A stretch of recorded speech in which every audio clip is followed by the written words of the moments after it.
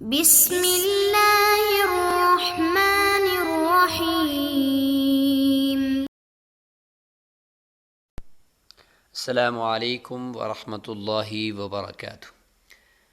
عزیز طلبہ، آج سبق نمبر 179 ہے اور اس سبق میں طلاق کے متفرق احکام حصہ دوم آج ہم پڑھیں گے، اور ہماری کوشش آج ہے کہ انشاءاللہ آج ہم کتاب الطلاق کو مکمل کر رہے ہیں۔ آج ہم انشاءاللہ غیر مدخول بہا کو طلاق دینے کا جو سلسلہ مسائل کا سبق نمبر 178 میں شروع کیا تھا تو اس کو آگے جاری رکھیں گے۔ پھر آگے تفویض طلاق، یعنی شوہر جو طلاق کو حوالے کرتا ہے عورت کے یا کسی کو وکیل بناتا ہے تو اس کو کا انشاءاللہ ہم ذکر کریں گے، اور اس کے ساتھ طلاق کے اندر استثناء انشاءاللہ کے ساتھ یا اس طریقے سے اللہ کے ساتھ جو ہوتا ہے اس کو ہم انشاءاللہ آج دیکھیں گے۔ تو چلیے شروع کرتے ہیں۔ عبارت یہاں سے ہے کہ وَلَوْ قَالَ لَهَا، غیر مدخول بہا عورت اور اس کے مسائل چل رہے ہیں کہ ان کو طلاق دے، تو اصول ہم نے سمجھایا تھا کہ اگر 3 طلاقیں اکٹھی دے دی جائیں تو تینوں اس پر واقع ہو جاتی ہیں۔ اگر ایک ایک کر کے طلاق دے رہا ہے تو پہلی طلاق واقع ہو جائے گی، باقی 2 کا وہ غیر مدخول بہا عورت جس کے ساتھ ابھی تک ہم بستری نہیں کی وہ اس کا محل ہی نہیں رہے گی۔ اس لیے فرمایا کہ اگر یہ کہا عورت کو کہ انتی طالق واحدۃ قبل واحدۃ، تجھے، اب دیکھیں الفاظ پہ غور کریں گے آپ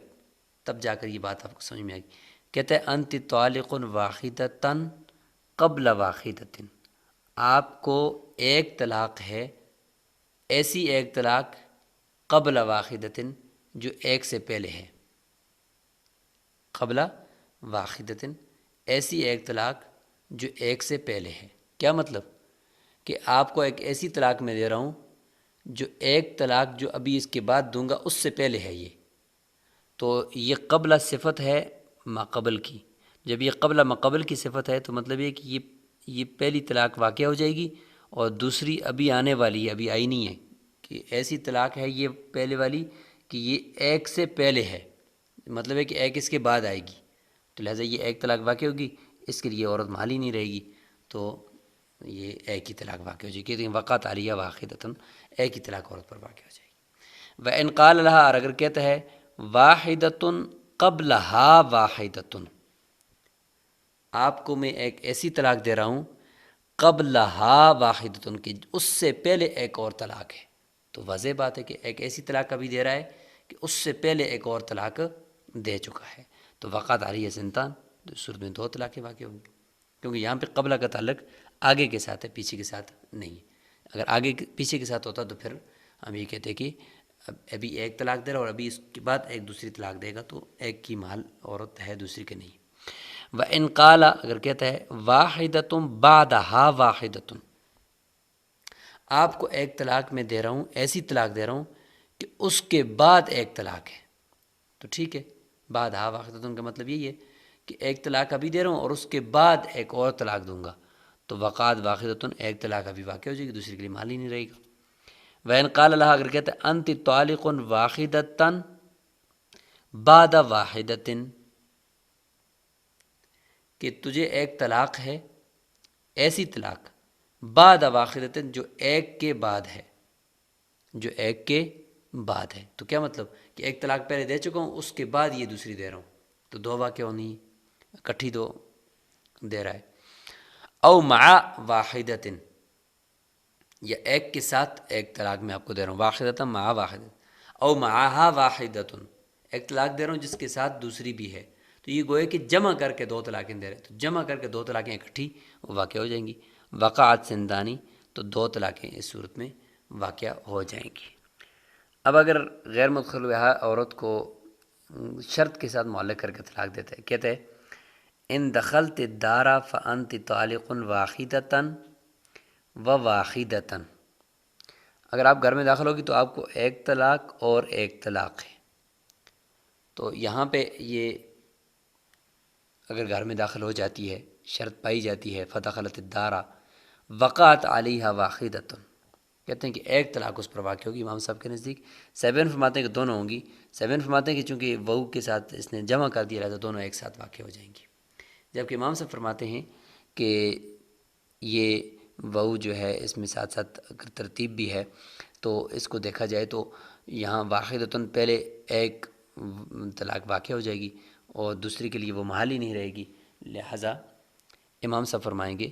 کہ ایک طلاق واقع ہو جائے گی، دوسری کے لیے محل ہی نہیں رہے گا۔ سبھی فرماتے نہیں، دونوں اکٹھی ہو جائیں گی اور دونوں جمع ہو جائیں گی، لہٰذا دو طلاقیں واقع ہوں گی۔ وَإِنْ قَالَ لَهَا، اگر کہتا ہے بیوی کو، أَنْتِ طَالِقٌ بِمَکَّہ، آپ کو مکہ میں طلاق ہے، گویا کہ یہاں پہ طلاق کو مکان کے ساتھ خاص کر رہا ہے، کہتے ہیں فَهِيَ طَالِقٌ فِي الْحَالِ، ابھی بھی طلاق واقع ہو جائے گی، فی کل البلاد، ہر جگہ میں، تمام شہروں میں، کیونکہ طلاق کو کسی مکان کے ساتھ خاص کرنا یہ درست ہی نہیں ہے، کیونکہ طلاق کو مکان کے ساتھ خاص کرنے کا کوئی فائدہ ہی نہیں ہے، طلاق واقع ہوتی ہے ہر جگہ پہ واقع ہوتی ہے۔ وکذالک، اسی طریقے سے اگر زمانے کے ساتھ خاص کرتا ہے یا مکان کے ساتھ خاص کرتا ہے تو یہ خاص نہیں ہوگی۔ اذا قال اللہ، کہتا ہے اس کو انت طالق فی الدار، آپ کو گھر کے اندر طلاق ہے، تو اس میں بھی یہ کہ جہاں پہ بیوی ہو طلاق واقع ہو جائے گی۔ وین قال اللہ، اگر کہتا ہے کہ انت طالق اذا دخلت بمکہ، آپ کو طلاق ہے اس وقت جب آپ مکہ میں داخل ہوں گی، تو یہاں پہ زمانے کے ساتھ خاص کرتے ہیں، زمانے کے ساتھ تو خاص کیا جا سکتا ہے کہ آپ اس وقت طلاق، گویا کہ یہ شرط کے ساتھ معلق ہے کہ جب آپ مکہ میں داخل ہوں گی تو طلاق ہے، ورنہ طلاق نہیں، تو یہ ٹھیک ہے۔ لم تطلق حتی تدخل مکہ، جب تک مکہ میں داخل نہیں ہوگی اس وقت تک طلاق نہیں ہوگی۔ وَإِنْ قَالَ، کہتا ہے انت طالق غدن، پہلے تو زمانہ بھی تھا لیکن زمانے کے ساتھ شرط کے ساتھ معلق کر رہا تھا نا، اب یہاں پہ زمانے کے ساتھ معلق کر رہا ہے لیکن ساتھ ساتھ وہ زمانہ متعین کر رہا ہے،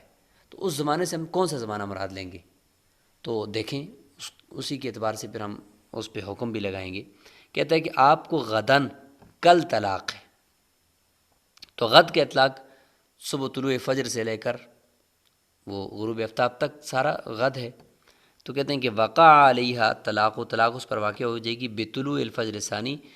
جو فجر ثانی یعنی صبح صادق دوسرے دن کی جب طلوع ہوگی تو اس وقت اس کو طلاق واقع ہو جائے گی۔ ظاہر ہے کہ پورا دن چونکہ غد میں آتا ہے تو اس کے اول جز داخل ہوتے ہی اول جز میں طلاق واقع ہو جائے گی۔ اگر وہ نیت کرتا ہے کہ میں نے آخری جز مراد لیا تھا تو پھر آخری جز کی نیت بھی اس کی معتبر ہوگی، چونکہ پورے دن کو غد کہتے ہیں نا، لیکن جب نیت نہیں ہے تو اول جز میں طلاق واقع ہو جائے گی۔ وَإِنْ قَالَ لِامْرَأَتِهِ، اگر کسی نے اپنی بیوی کو یہ کہا اختاری نفسکی، یہاں پہ تفویض طلاق، طلاق کو دوسرے کے طرف سونپ دینا، اس کے حوالے کر دینا، اس کو اختیار دے دینا، تو اس کے احکامات شروع ہو گئے۔ اختاری نفسکی، یاد رکھیں کہ لفظ نفس یہ بیوی یا شوہر میں سے کسی ایک کے لفظ میں ہونا ضروری ہے، ورنہ اختاری سے طلاق واقع نہیں ہوگی، کیونکہ اس سے بہت سارے پھر احتمالات ہوتے ہیں۔ اختاری نفسکی، اپنے نفس کو آپ کا اختیار میں آپ کے ہاتھ میں دیتا ہوں، آپ کو اختیار ہے، آپ اپنے آپ کو طلاق دیتی ہیں، جتنی بھی دیتی ہیں چھوڑتی ہیں، جو کچھ بھی کرتی ہیں۔ ینوی بذالک کا طلاق، اور اس سے وہ طلاق کی بھی نیت کر رہا ہے اختاری کا لفظ بولتے ہی۔ او قال لہا، یا اس کو کہتا ہے طلقی نفسکی، اپنے آپ کو طلاق دے دو، خود ہی دے دے۔ فلہا ان تطلق نفسہا ما دامت فی مجلسہا ذالک، کہتے ہیں کہ یہ عورت اس وقت تک اپنے آپ کو طلاق دے سکتی جب تک وہ اس مجلس میں بیٹھی جس مجلس میں شوہر نے اس کو یہ لفظ بولا ہے، کیونکہ اب اس کو اختیار ہے تو یہ اختیار آپ اس مجلس کے اندر ہی تک محدود ہے، اس سے اٹھ کر یہ طلاق اس کو، یہ اختیار اس کو نہیں ملے گا۔ فَإِنْ قَامَتْ مِنْهُ، اگر اس سے اٹھ جاتی ہے، او اخذت فی عمل آخر، یا وہیں بیٹھے بیٹھے کسی اور عمل میں مشغول ہو جاتی ہے جس سے پتہ چلتا ہے کہ یہ ادھر دلچسپی نہیں لے رہی ہے، خرج الامر من یدہا، تو یہ معاملہ اس کے ہاتھ سے نکل جائے گا، اب یہ اپنے آپ کو طلاق نہیں دے سکتی۔ وَإِنْ اخْتَارَتْ نَفْسَهَا، یعنی اصول یہ ہے کہ اگر آپ کسی کو طلاق کا وکیل بناتے ہو نا، تو وکیل کے لیے تو یہ ہے کہ وہ جب بھی چاہے وہ طلاق دے دے، لیکن اگر آپ کسی کو طلاق کا مالک بناتے ہو تو اس کے لیے پھر یہ ہے کہ وہ پھر مجلس کے اندر ہی وہ طلاق دے، مجلس سے اٹھنے کے بعد وہ پھر نہیں دے سکتا، یہ اصول یاد رکھیں۔ وَإِنْ اخْتَارَتْ نَفْسَهَا، عورت نے اگر اپنے آپ کو اختیار کر لیا کہ اچھا ٹھیک ہے میں نے اپنے آپ کو اختیار کر دیا اختاری نفسکی کے جواب میں، تو کہتے ہیں کانت واحدۃ بائنۃ، اس سے ایک طلاق بائن واقع ہوگی۔ ولا یکون ثلاثا، تین نہیں ہوگی۔ وَإِنْ نَوَى الزَّوْجُ بِذَلِكَ، اگرچہ شوہر اس سے نیت بھی کر دے تین کی، پھر بھی تین نہیں ہوگی۔ کیوں؟ اس لیے کہ اختیار کا جو لفظ ہے اس کے اندر تعدد نہیں ہو سکتا کہ آپ کو میں 2 اختیار دیتا ہوں، آپ کو میں 3 اختیار دیتا ہوں، آپ کو میں بڑا اختیار دیتا ہوں، آپ کو میں چھوٹا اختیار دیتا ہوں، ایسا نہیں ہو سکتا۔ البتہ بینونت جو ہوتی ہے وہ اس میں ہو سکتی ہے کہ آپ کو بڑی بینونت ہے، آپ کو چھوٹی بینونت ہے، بڑی بینونت میں 3 طلاقیں، چھوٹی بینونت 1 یا 2 طلاقیں، وہ تو ہو سکتی ہے، لیکن اختیار کے اندر کوئی تنوع نہیں ہو سکتا، اس کی کوئی اقسام نہیں ہے، بڑا اختیار چھوٹا اختیار نہیں، بلکہ اختیار ہے۔ اس لیے اس میں یہ لفظ احتمال نہیں رکھتا سوائے ایک کے، صرف ایک ہی طلاق اس سے واقع ہوگی۔ البتہ یہ ذکر کرنا ضروری ہے نفس کا ذکر، ولا بد من ذکر النفس فی کلامہ او فی کلامہا، عورت یا مرد میں سے کسی ایک کے کلام میں اختاری نفس کی، اگر وہ صرف اختاری بولتا ہے تو عورت کو آگے سے یہ کہنا چاہیے اخترت نفسی، صرف یہ کہنا اختاری، اور وہ آگے کہتی ہے اخترت، اس سے پتہ ہی نہیں چل رہا کہ یہ کیا کہہ رہے ہیں، طلاق دینا چاہتے ہیں یا نفس کو اختیار دے رہے ہیں یا کوئی اور اختیار دیا جا رہا ہے۔ وَإِن طَلَّقَتْ نَفْسَهَا فِي قَوْلِهِ طَلِّقِي نَفْسَكِ، جو مرد نے اس کو طلقی نفس کی کہا کہ آپ نے آپ کو طلاق، تو اس کی جواب میں عورت نے آپ نے آپ کو طلاق دے دی، تو وہ کون سی طلاق ہوگی؟ تو کہتے ہیں فَهِيَ وَاحِدَةٌ رَجْعِيَّةٌ، وہ ایک طلاق رجعی ہوگی، کیونکہ لفظ سری ہے، سری لفظ میں رجعی طلاق ہوتی ہے۔ وَإِن طَلَّقَتْ نَفْسَهَا ثَلَاثًا، اگر وہ اپنے آپ کو 3 طلاقیں دے دیتی ہے، شور بھی کہتے ہیں کہ اچھا میں نے بھی نیت کی ہے 3 کی، تو 3 چونکہ فرد حکمی ہے لہذا 3 واقع ہو جائیں گی، وقد اراد الزوج ذلك وقان علیہ، تو واقع ہو جائیں گی۔ البتہ اگر وہ شور نے کہا کہ میں نے تو نہیں کہا آپ کو 3 طلاقیں کا، اور عورت کی جی میں نے آپ کو 3 طلاقیں دی، تو اب عورت کو 1 طلاق بھی واقع نہیں ہوگی اس صورت میں، کیوں؟ اس لیے کہ شور کی اس نے خلاف ورزی کی ہے، حکم کی خلاف ورزی کی، اس نے کہا طلقی نفس کی، کوئی 3 کی نیت اس کی نہیں تھی، 1 طلاق رجعی واقع ہونی تھی، اور اس نے 3 دے دی، لہذا اس نے خلاف ورزی کی وجہ سے 1 بھی طلاق واقع نہیں ہوگی۔ وَإِن قَالَ لَهَا، اگر کہتا ہے طلقی نفسکی متی شئتی، جب بھی آپ چاہو آپ کو طلاق ہے، اب چونکہ اس کو طلاق کا مالک بنا رہا ہے نا، طلاق اس کا مالک بنا رہا ہے اس کو، تو پھر کہتے ہیں کہ اب چونکہ لہٰذا چونکہ ابھی اس کو یہ کہہ رہا ہے کہ جب بھی آپ چاہو، تو کسی وقت کی قید نہیں ہے،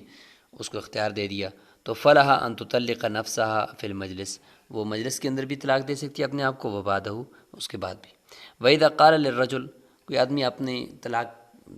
بیوی کو طلاق دینے کا وکیل کسی شخص کو بنا رہا ہے کہ تم جا کر میری بیوی کو طلاق دو، اور اس کو کہتے ہیں کہ طلق امراتی، میری بیوی کو طلاق دو، تو وکیل بنا رہا ہے، تو میں نے کہا کہ وکالت جو ہوتی ہے طلاق کی وہ مجلس کے ساتھ خاص نہیں ہوتی، چونکہ وہ آپ کسی وکیل جو ہوتا ہے وہ کسی کے ساتھ احسان کر رہا ہوتا ہے موکل کے ساتھ، تو اس کو مجلس کا پابند نہ بنایا جائے، وہ اپنی مرضی سے جب بھی چاہے طلاق دے دے۔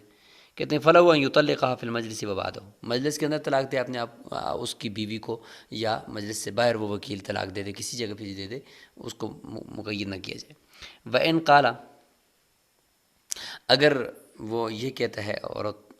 وکیل کو طلقها إن شئت، آپ کو اختیار ہے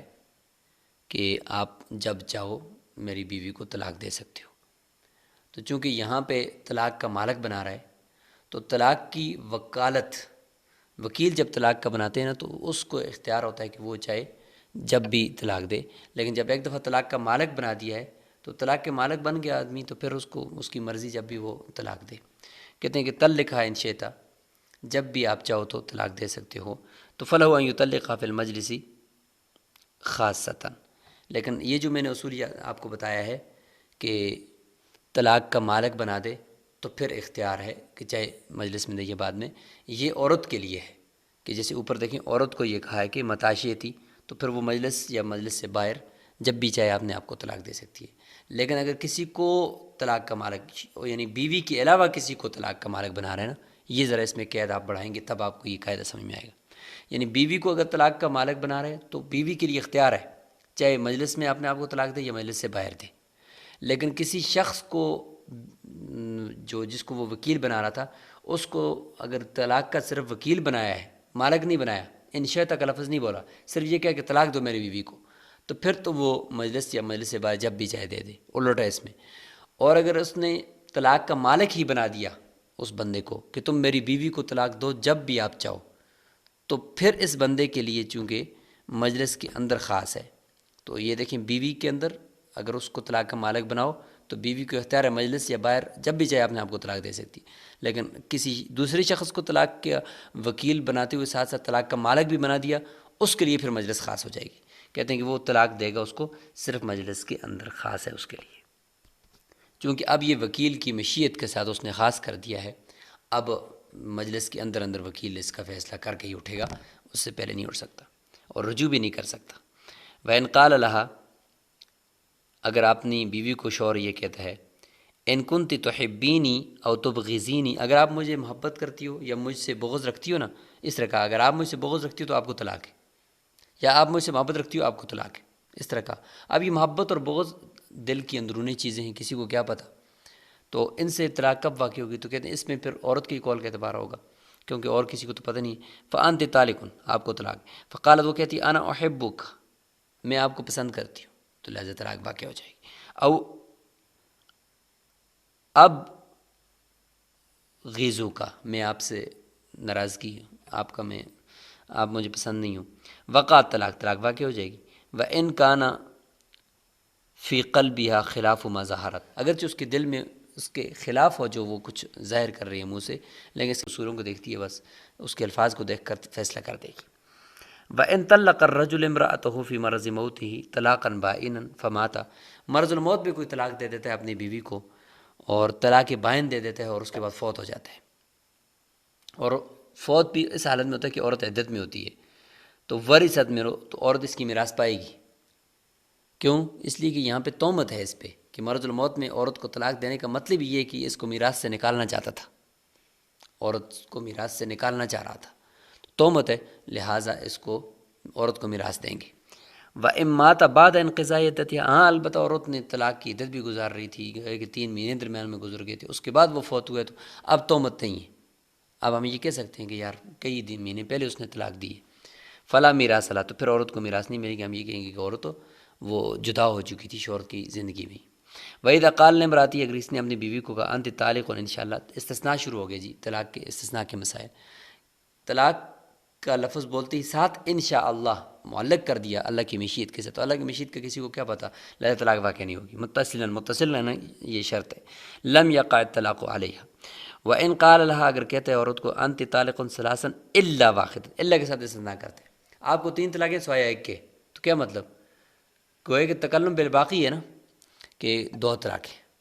طلقت سنتین، کیونکہ ایک طلاق کو مستثنیٰ کرتی تو 2 طلاقیں۔ وَإِنْ قَالَ ثَلَاثًا إِلَّا سِنتَيْنِ، آپ کو 3 طلاقیں سوائے 2 کے، تو کتنی رہ گئیں؟ واحدہ، طلقت واحدۃ، اس کو ایک طلاق واقع ہو جائے گی کیونکہ 2 کا استثناء کر دیا۔ وَإِذَا مَلَكَ الزَّوْجُ امْرَأَتَهُ، یہاں پہ ابھی آخری مسئلہ یہ ہے کہ میاں بیوی میں سے اگر کوئی ایک غلام تھا تو دوسرے نے اس کو خرید لیا، تو ظاہر کہ خریدتے ہی جب وہ اس کا مالک بن گیا تو مالک بنتے ہی نکاح ٹوٹ جائے گا، کیونکہ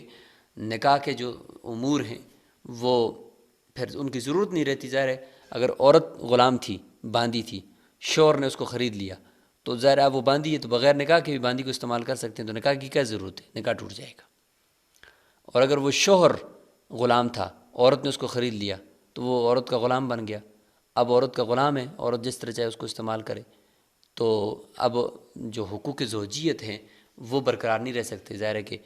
شوہر جو ہے وہ غلام ہے، وہ خدمت کرے گا، تو وہ شوہر خدمت لیتا ہے بیوی سے، جبکہ یہاں پہ شوہر خود بیوی کی خدمت کرے گا تو قلب موضوع ہو جائے گا، اس لیے نکاح ٹوٹ جائے گا۔ وَإِذَا مَلَكَ الزَّوْجُ امْرَأَتَهُ، اگر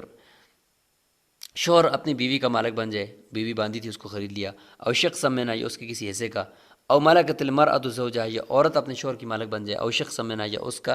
اس کے جو